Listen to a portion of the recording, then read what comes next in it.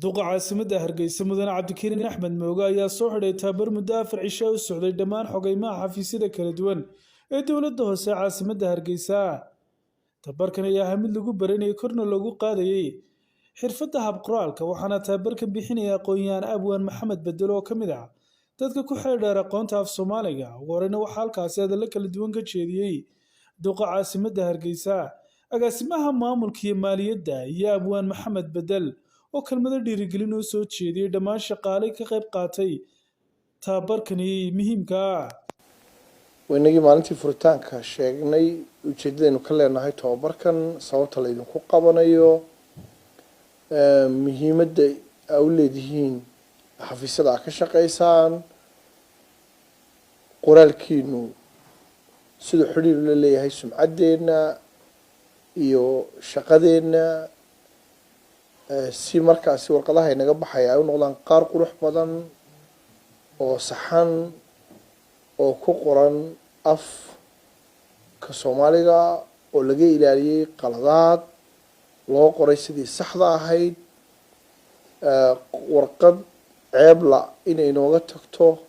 xafiisyada dibadda. waxaan soo rajeynayaa 4 cisho ee halkan joogteen in aanu ahayn tacab khasaar iyo waqti khasaar ay idin ahayd maalmo wanaagsan oo wax kororsateen wax barateen xirfadiinii qoraalkuna ay ku sii wanaagsanaatay intiini commitmentka iyo ka go'naanshaha la timi waa idin hambalyo waan idinka mahadnaqaynaa. waxaan rajeynayaa inaad awood u yeelataan inaad af Soomaaligu waa bad qof kastana wuxuu u baahan yahay inuu barto sii barto kororsado akhriyo buugaag badan baad heli kartaa af Soomaaliga naxwihiisa ku saabsan oo ku sii wanaajinaya saad wax u qorayso. macalinka tababarka bixinayay waxaan uga mahadnaqayaa Hargeysa dhismaheeda qofba door buu qaadanayaa qof walbana wixii uu awoodo ayuu ku soo darsanayaa. marka in macalinka abwaanka Ilaahay garansiiyay inuu aqoontu leeyahay inagu darsado inaga diido lacag inuu naga qaato si mutadawacnimo ah 4 cisho waqtigiisa kamid ah inoo siiyo af Soomaaligii qoraalkiisii inagu tababaro iyadana waynu uga mahadnaqaynaa. waa contribution weyn anigoo afka dowladda hoose golaha deegaanka guud ahaan ku hadlayana Bedel waxaan uga mahadnaqayaa garashada iyo caqliga way dowladdan hoose waa dowlad aqoon-aan ay dhisanta doonaysa dadkeedina wax u qabato doonaysa. marka qof waliba door buu qaadanaya bulshadu waxbay ku darsanaysaa dadka aqoonyahanka aqoonta ku darsanayaan marka inuu aqoontiisii inagu darsaday isagana runtii aad iyo aad baan uga mahadnaqayaa. waxaa farxad weyn noo ah in maayarka caasimaddu si rasmi ah ugu xidhayo shaqaalaha xogeymaha kala duwan ee xarunta iyo degmooyinka caasimadda tababar muddo 4 cisho uga socday dowladda hoose Hargeysa. runtii tababarkaasi oo ku saabsanaa hab qoraalka toolmoon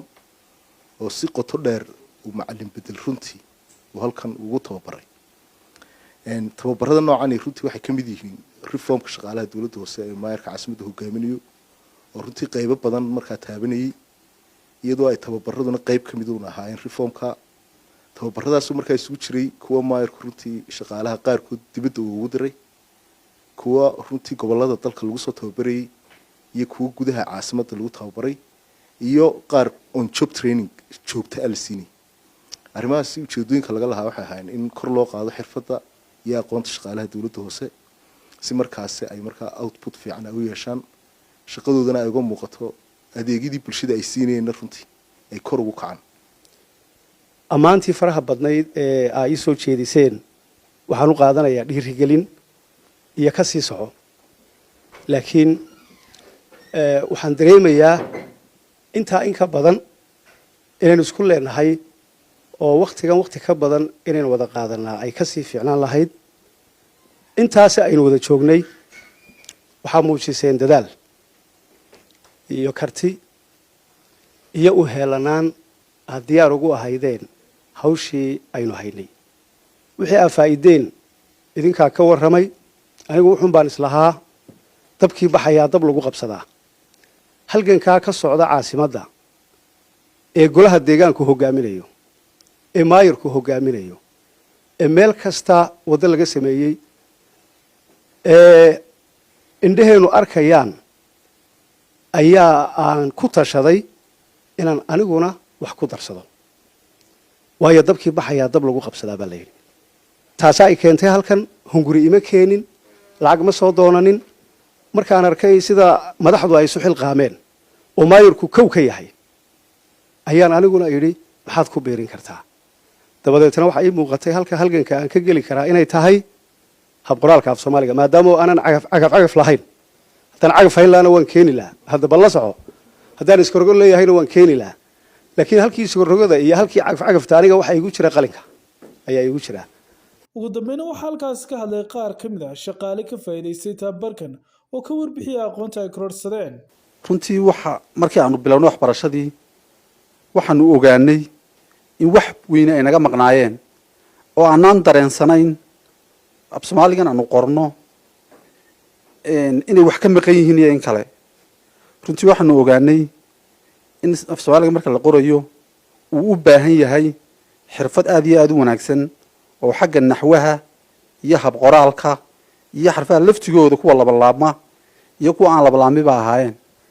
runtii waxaanu baranay aqoon aad iyo aada u wanaagsan oo aanu rajaynayno inay aad iyo aada noo anfici doonto maasha allah waxaanu qaadanay maxay tahay casharo fiican oo si fiican noogu socday waxa kale oo aanu qaadanay maxay tahay isbarasho fiican intayadan isugu timi meesha midkayna in yar baan iska garanaynay si fiican ayaan maanta isu wada garanay alxamdulillahi rabbil caalamiin annaguna haddaanu nahay shaqaalihii tababarkan qaatay ee ka faa'iidaystay waxaan ku rajo weynahay inay iminka wixii ka dambeeya ka muuqan doonto oo aanu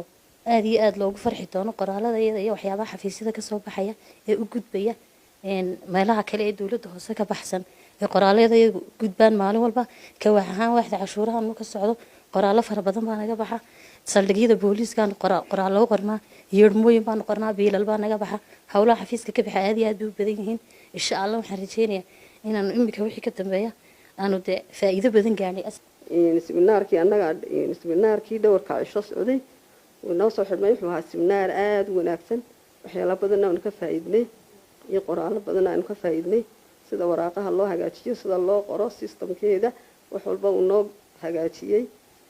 macalinku noo hagaajiyey aad baan ugu mahadnaqaynaa macalinka